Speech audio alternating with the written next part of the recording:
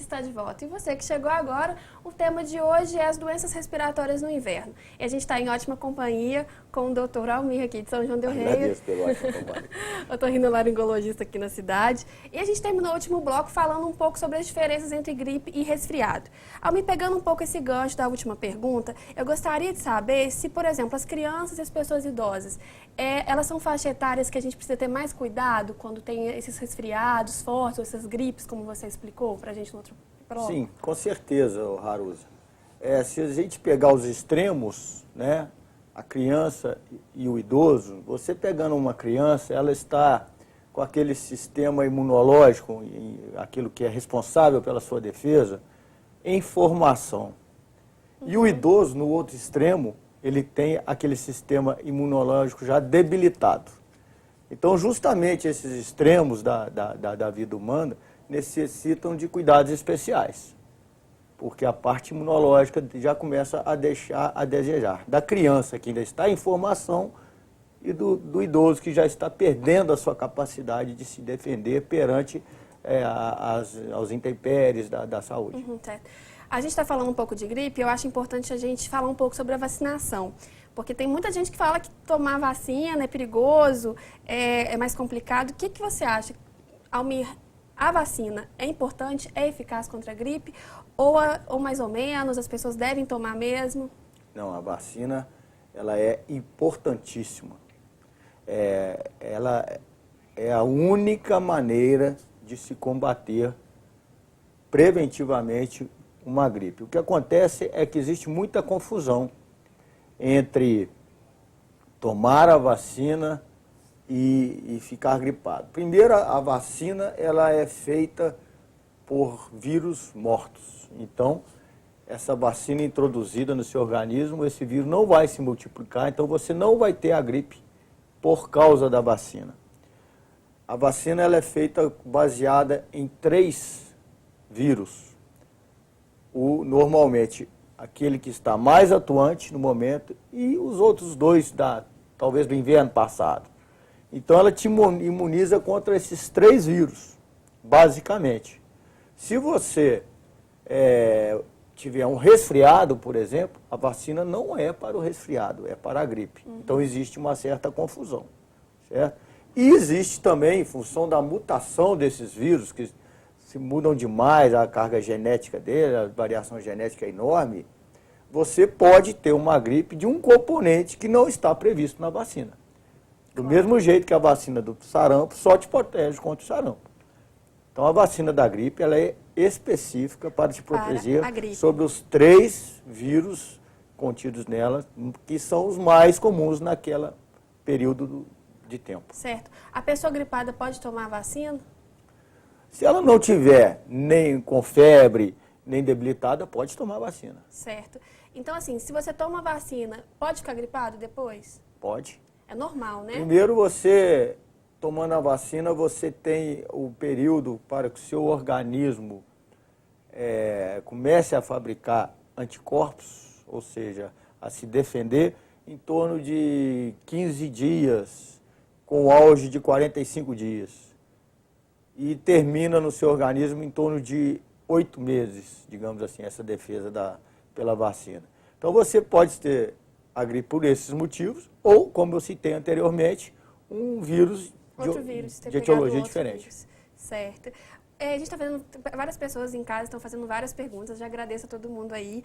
É o seguinte, a Maria Lúcia do Matozinhos, ela tem sinusite. Acho que é interessante a gente falar isso também. E até o senhor já respondeu o que seria a sinusite. Ela caminha todos os dias de manhã. Ela gostaria de saber se esse frio, né, da manhã bem cedo, pode prejudicar, pode também, não sei, aumentar essa sensação de, sei lá, de piora da sinusite. Olha, o frio tem a ver com aquilo que nós comentamos no início, a baixa umidade do ar e com a necessidade do seu organismo estar fazendo mais por você, com o metabolismo mais alto. Se você está com uma sinusite assintomática, ou seja, fora de um período de crise, eu não vejo o porquê você não caminhar.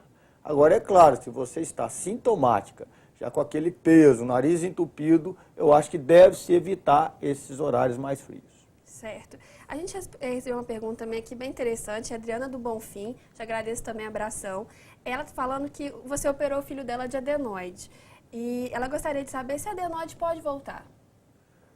A adenoide é um tecido linfóide que faz parte do organismo para nos defender, assim como as amígdalas, né? A adenoide pode voltar sim. Em torno de 10% das adenóides podem recidivar. O normal é que não voltem. Um professor meu operou em Belo Horizonte a mesma criança 5 vezes por recidiva de adenoide. E, por exemplo, há um período que a gente possa assim, demarcar? 3 anos, 4 anos, um mês, um ano? Não, isso é muito individual.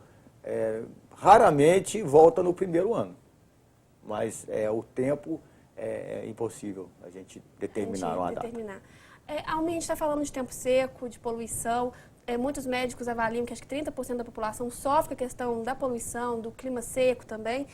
Falam que são um fator prejudicial. Eu gostaria de saber, por exemplo, assim, uma pergunta que veio também, então eu vou aproveitar e já fazê-la.